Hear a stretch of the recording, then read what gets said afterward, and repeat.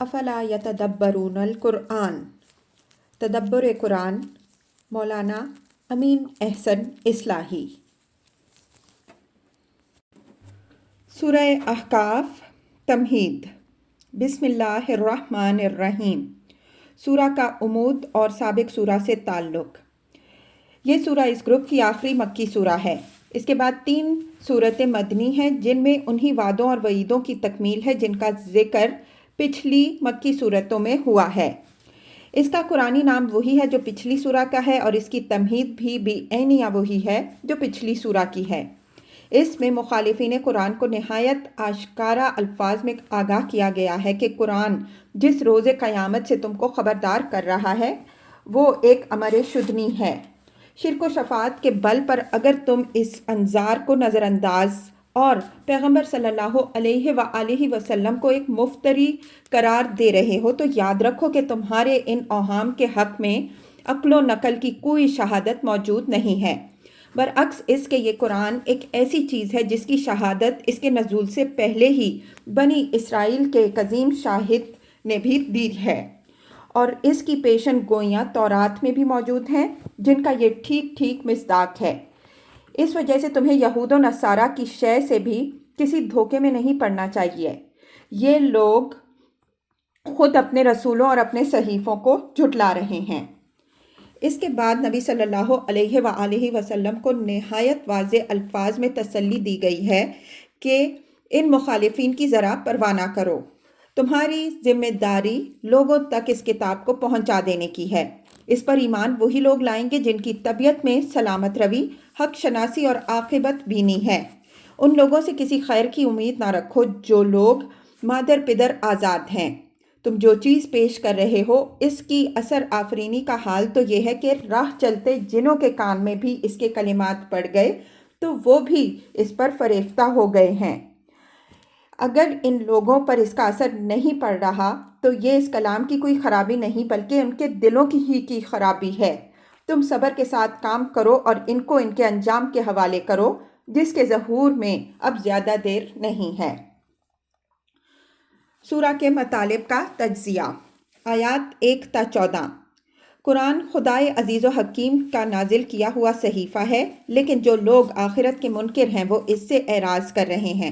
حالانکہ یہ دنیا کسی کھلنڈرے کا کھیل نہیں بلکہ اللہ تعالیٰ نے ایک عظیم غایت و مقصد کے ساتھ اس کو پیدا کیا ہے۔ اس وجہ سے ضروری ہے کہ ایک دن اس کی مدت پوری اور اس کا انجام ظاہر ہو۔ ان لوگوں کا اعتماد اپنے شرکاء و شفعاء پر ہے۔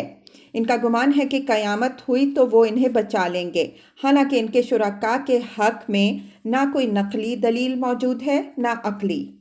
یہ لوگ ان سے لو لگائے بیٹھے ہیں اور ان کو خبر بھی نہیں ہے کہ کوئی ان کی پرستش کر رہا ہے، ان کو مدد کے لیے پکار رہا ہے۔ وہ قیامت کے دن ان کے مددگار ہونے کے بجائے الٹے ان کے دشمن ہوں گے۔ یہ قرآن کے دلائل سے مرعوب ہو کر اس کو سحر کہتے ہیں اور پیغمبر صلی اللہ علیہ وآلہ وسلم کو مفتری قرار دیتے ہیں۔ ایسے ہٹ دھرم منہ لگانے کے قابل نہیں ہیں۔ پیغمبر صلی اللہ علیہ وآلہ وسلم کو یہ ہدایت کہ ان لوگوں کو بتا دو کہ میں دنیا میں پہلا رسول نہیں ہوں، مجھ سے پہلے بھی رسول آ چکے ہیں، میں بھی انہی خصوصیات و صفات کے ساتھ آیا ہوں جن خصوصیات و صفات کے ساتھ وہ آئے۔ ان کو آگاہ کر دو کہ یہود و نصارہ کے چکمے میں آ کر اگر تم میری مخالفت کر رہے ہو تو اس کے انجام بد کو اچھی طرح سوچ لو۔ بنی اسرائیل کا ایک عظیم شاہد میری گواہی دے چکا ہے اور مجھ پر ایمان لا چکا ہے، اور تورات کی پیشن گوئیوں کا بھی میں مصداق ہوں۔ اگر میرے اوپر غریب لوگ ایمان لائے ہیں تو اس کو بہانہ بنا کر اپنے کو اللہ کی رحمت سے محروم نہ کرو۔ آیات 15 تا 20۔ اس امر کا بیان کہ کس طرح کے لوگ اس قرآن پر ایمان لائیں گے اور کس طرح کے لوگ اس کی تکذیب کریں گے۔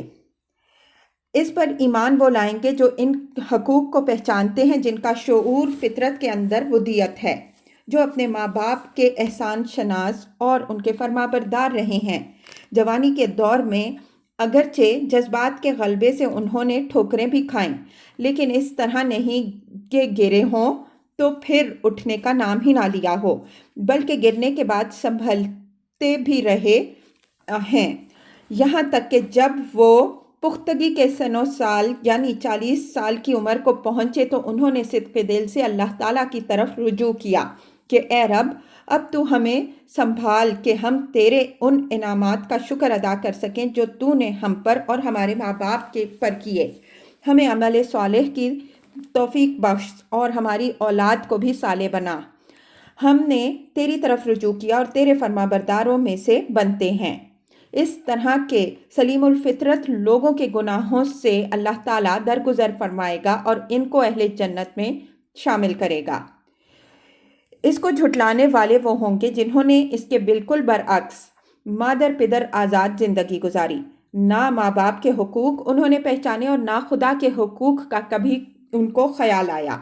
اگر ماں باپ نے آخرت اور حساب کتاب سے ڈرایا تو انہوں نے جھڑک دیا کہ یہ سب اگلوں کے ڈھکوسلے ہیں، ہم اس طرح کے خرافات پر ایمان لانے کو تیار نہیں۔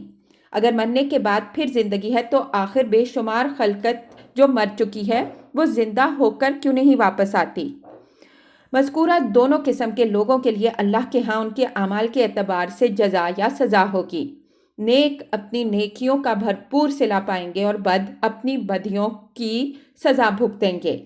اللہ تعالیٰ کسی کے ساتھ ناانصافی نہیں کرے گا۔ وہ مستکبرین جو قرآن کے خلاف اس بات کو دلیل بنائے ہوئے ہیں کہ اس کو غریبوں نے قبول کیا ہے، وہ جب دوزخ میں جھونکے جائیں گے تو ان سے کہا جائے گا کہ تم نے اپنا حصہ کی اچھی چیزیں دنیا میں لے چکے، تم اپنے حصے کی اچھی چیزیں دنیا میں لے چکے، اب یہاں تمہارے لیے ذلت کے سوا کچھ نہیں ہے۔ آیات 21 تا 28۔